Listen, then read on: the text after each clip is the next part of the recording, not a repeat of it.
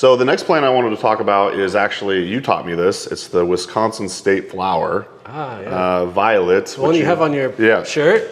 My Tippecanoe shirt. The one that we, same. Available at tippecanoeherbs.com, maybe. I don't know if it's on the website or not. It is. Okay, cool. Violet, since moving here, I've become more infatuated with it, probably because of the, the close ties with Wisconsin and whatnot. So can you teach us about violet? Yeah, violet, another plant that's got some great slime to it. Yeah. Here's a word I just invented. It helps slipperize your insides. Makes you feel nice and juicy and squishy. And I think that's really important for dry constitution. That's really important for, like, our insides want to have movement. It's important to have we can't move toxins, we can't move our lymphatic waste without water and the movement of that. And so having mucilaginous herbs like linden, like marshmallow, of course, but violet is one, another underappreciated for its mucilage. And of course, it's like a nutritive plant. I don't see it in commerce. I don't ever see violet leaf in commerce or cut and sifted violet.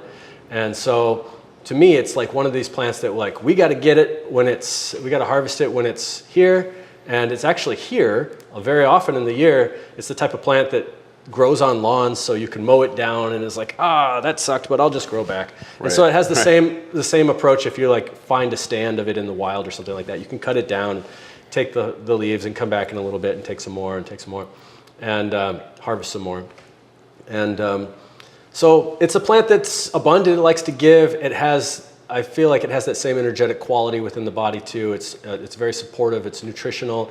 It's got a lot of vitamin E and vitamin A, and it's just a great salad green. This is one that I like to spot out when I'm doing an herb walk, and I'll like take a little bit of violet and I'll chew it up, and I'll put it like a little chewing tobacco down here in my lip, and that will mix with the saliva and come in contact with my throat. Jim taught me that actually.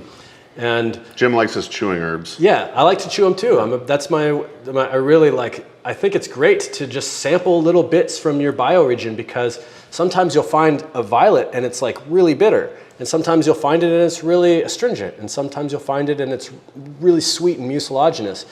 And I think it's fun because it's like, are you familiar with Tuvian throat singing, which is like the Mongolian, like, blah, blah, blah.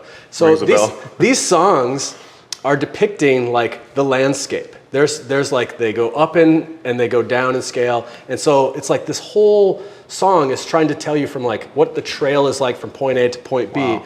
And to me, I imagine that kind of thing going on when I'm walking and I'm sampling biota and I'm taking a little bit of like, I'm supplementing my genetic material with this plant, and I'm supplementing with this plant, and it's got this one's in the shade, and this one's in the sun, and this one's been peed on by a raccoon or something.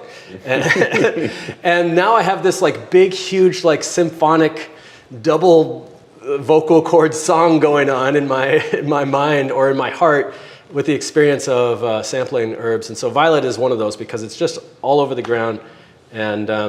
And I like that it's a state flower because it's one of the first ones that comes up in the spring. And here in Wisconsin, we're like, please come, spring, when is it gonna come?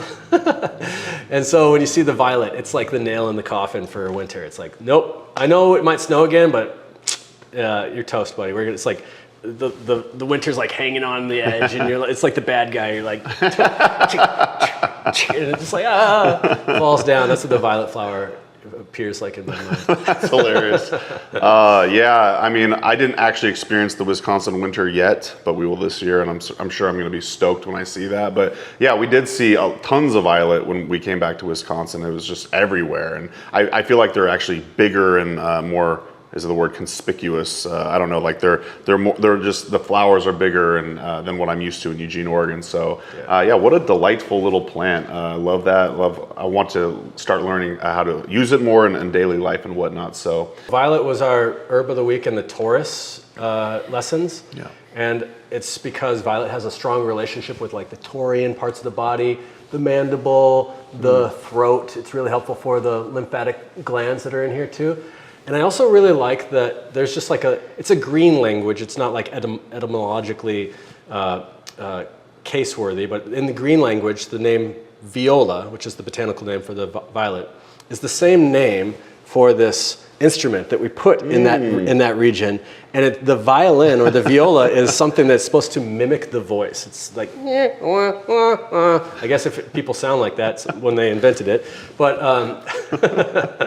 so I don't know. It's really fun to have to think about like not only the violet, its medicinal aspects, but also try to find places within the time of the year or the zodiac when it's appropriate, and look at those places across the zodiac. So across from Taurus is Scorpio, and Scorpio, it has a relationship with like the reproductive organs, and of course we have a lot of glands and stuff down there too. And violet is heart-shaped and everything like that. It has a lot to do with like the shape of the womb, for example, or helpful for lymphatic decongestion in the reproductive area. And so it's really fun to have all this different like resolutions. Zoom in, zoom out, zoom in, zoom out.